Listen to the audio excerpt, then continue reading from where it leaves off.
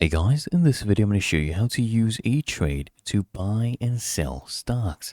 Once you're logged into your account, you can actually come into the trading section and then choose stocks/ETFs, right? Then here you just enter your symbol, a ticker symbol. For example, let's do Apple. So it's AAPL for Apple.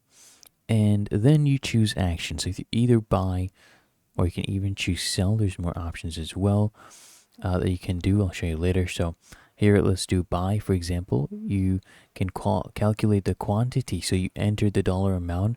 So since it has the price per share, it'll tell you how many shares you can buy in that amount. Okay, and then you enter that right there.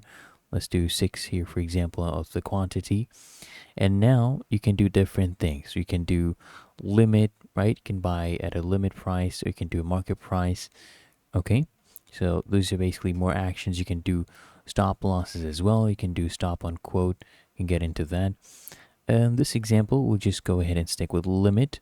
Then you just enter your limit price. Okay, and you of course need to choose the duration as well. So you have good for a day or good for 60 days, for example. And then you just go ahead and preview.